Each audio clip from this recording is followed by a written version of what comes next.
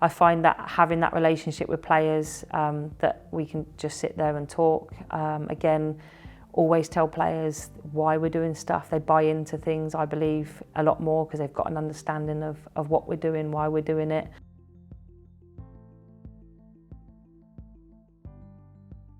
Hard work is the be-all and end-all. That goes across players and staff. I need staff that are willing to go above and beyond, and I suppose you don't really know that person until they come in and they do the job.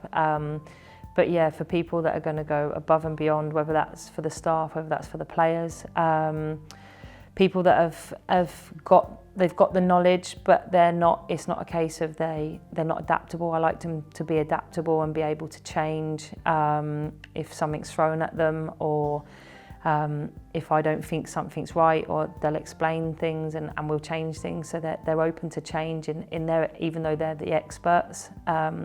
We have conversations and we'll sit there for hours, just even if it's about one player, just to make sure it's right. And then just lively, bubbly people. Especially with females, I find that to get a group going, you need lively people that are happy to be in the job that they're doing. They love doing the job that they're doing.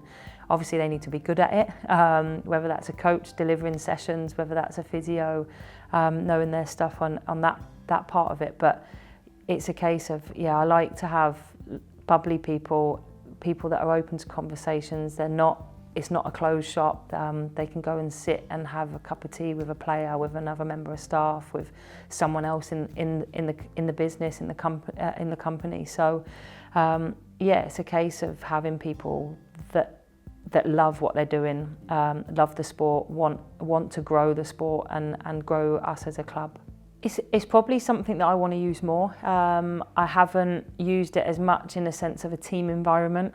I've used it more on an individual basis. So we've got a few players that see psychologists now as part of the club. We've got especially players that might have mental health issues, that might just be battling against something that, say on the pitch, they're not quite performing, or they need help with something.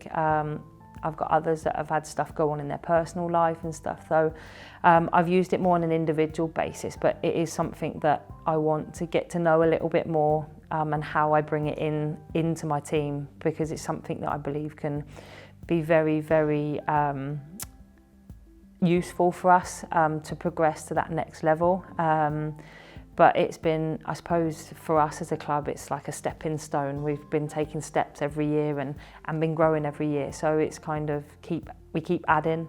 And like I said, it's been something that I've added more so this year, and having someone that individuals can go to, which from the outside looking in and not knowing what's going on there, I've seen positive outputs, say on the pitch and in the environment. So it's definitely a positive approach. It's just making sure it's used in the right way, in the right context. It's been a case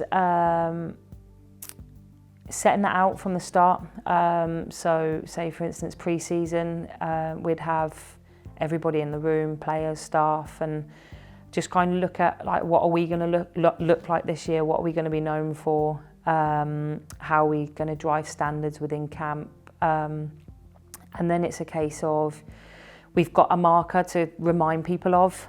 So for instance, like our standards don't drop, but for me as a manager and how to then lead that, it's a case of, if you get to know me, I'm very open. I will sit there and have a conversation with any player in the team, any member of staff, anybody, and I find that having that relationship with players, that we can just sit there and talk. Again, always tell players why we're doing stuff. They buy into things, I believe, a lot more because they've got an understanding of what we're doing, why we're doing it.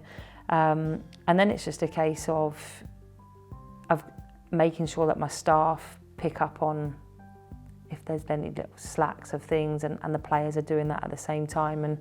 And there's always reminders everywhere that it's a case of, we're in this together, we need to push together, we need to lead together. So, but yeah, the biggest thing for me is always being open with the group and they're able to come to me, have conversations. It's not like, oh, this is me and that's them. It's always been very much staff and players. It's all of us together, and making sure that stays like that, and it is an open book. And if I'm sat in the cafe in there, like, people are welcome to come and sit with me and have a conversation.